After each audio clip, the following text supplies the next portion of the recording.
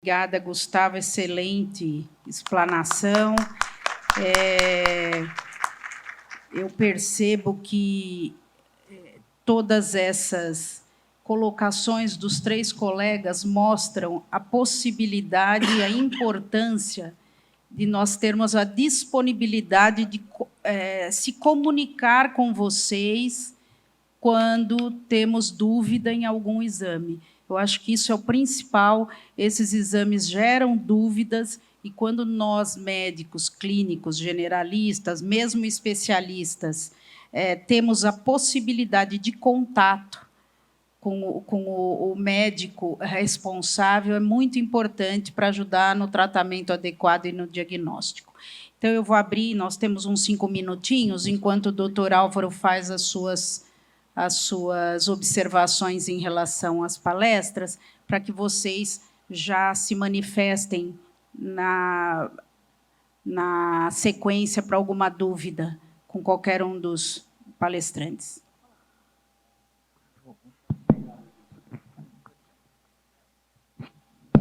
Não, acho que só antes do Álvaro falar, eu acho que é muito importante aí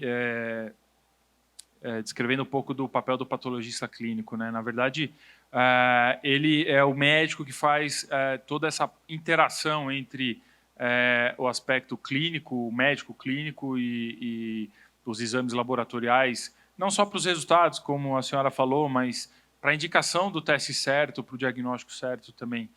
Hoje a gente sabe que a medicina evolui muito e a medicina laboratorial ela está muito atrelada aos avanços tecnológicos. Então, cada dia tem uma coisa nova, um teste novo. Então, a gente traz muito e atua muito nesse auxílio. O que tem de novo? Vamos fazer isso, que isso aqui vai ter uma sensibilidade melhor, uma sensibilidade melhor.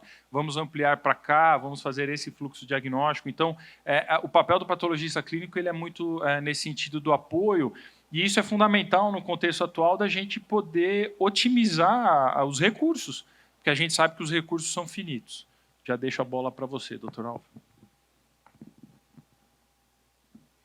Bom,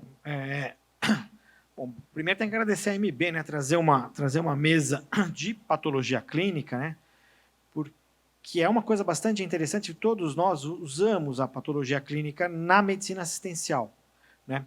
A gente tem um mantra que é referenciado na literatura, que 70% das decisões tomadas em consultório de qualquer especialidade passam por um exame de laboratório. Então, é fundamental a gente entender o outro lado do mundo, né? E essa especialidade, uma das grandes pontos de sedução, é essa visão que o Gustavo falou, uma visão completa do processo saúde e doença. Então, quando a gente está na patologia clínica, a gente está lembrando o tempo todo de questões básicas, das cadeiras básicas. Vocês vão falar, puxa, mas que chato. Eu tenho que lembrar da básica? Tem que lembrar da básica. Quando a gente fala na bioquímica, na cinética de Michaelis-Menten, você fala, olha, aquela coisa horrível. Pois é, a gente usa isso para fazer diagnóstico nos nossos sistemas.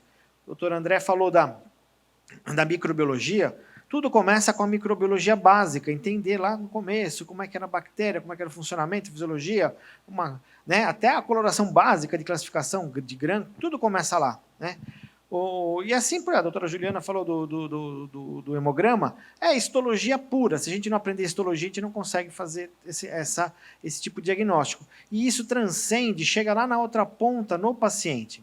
Então, essa ponte entre o que a gente vê lá no banco da escola e a aplicação no paciente é o que diferencia o papel do médico dentro do laboratório. Há vários outros profissionais que nós respeitamos, nós precisamos da ajuda deles para operar esses sistemas cada vez mais complexos, mas entender de onde sai aquele problema e onde chega no paciente é uma coisa que a gente faz como patologista clínico, né? E ainda por cima, agora como o Gustavo falou, a gente tem que se preocupar ainda com o custo ainda, né? Esse negócio tudo custa caro e a gente tem que usar com a maior parcimônia possível. Então, às vezes nós somos os profissionais que mais contraindicam exames do que indicam exames, por incrível que pareça, né? Vamos ver se alguém tem alguma dúvida. Né? Porque se vocês não tiverem, eu tenho. Eu anotei algumas aqui, ó. Por favor, se identifique e o local de trabalho, por favor. Meu nome é Patrícia, eu sou estudante de medicina da Universidade Federal de Lavras, estou no 5º período. E eu fiquei curiosa com o Dr. Gustavo falando sobre a metagenômica, sobre como que você consegue fazer a PCR sem ter um prime específico. Você usa um prime geral para uma determinada espécie e depois, enfim, fiquei curiosa para saber. Não, é uma amplificação inespecífica. Você amplifica tudo que é, no nosso caso, tudo que é RNA, tá? Tudo que é RNA. Então você tem que tirar o que é DNA e são métodos que você usa dentro do laboratório na microbiologia para fazer. E aí você pega tudo que você amplificou, você monta bibliotecas que são, você avalia. É uma coisa bem laboratório. André, não sei se você quer explicar melhor isso, mas basicamente é uma amplificação inespecífica. Você não busca alvos específicos, você busca aquele tipo de material genético. No nosso caso é o RNA, que você consegue identificar a presença de patógeno no DNA quando ele está expressando o RNA mensageiro. A partir dessas bibliotecas, o pessoal da equipe de bioinformática, e o papel deles é fundamental, eles começam a buscar aquelas sequências encontradas, que tem critérios de qualidade, tamanho, etc., para você considerar, num banco de dados.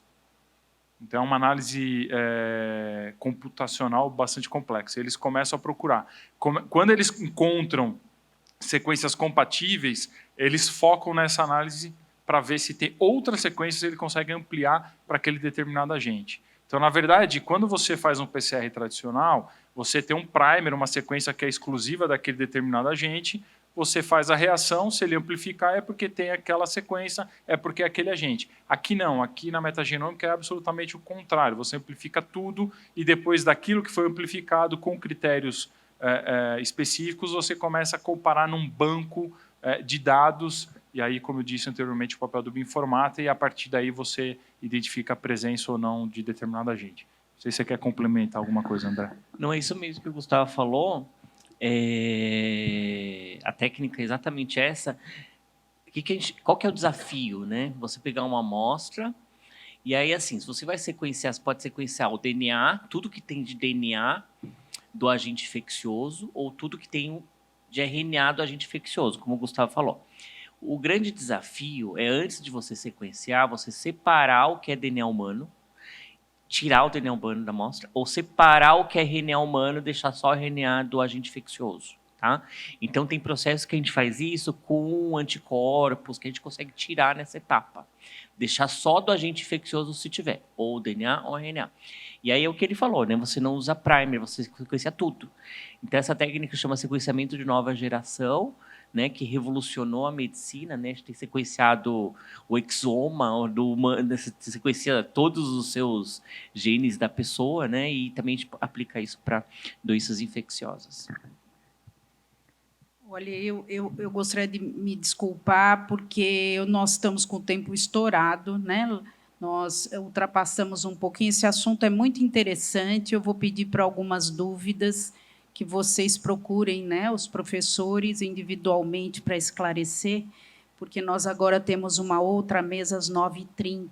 Então, queria agradecer a presença de vocês pelas excelentes palestras. Aprendi bastante, mas também estou com muitas dúvidas que vou tirar pessoalmente com vocês. Muito obrigada, viu? Bom dia.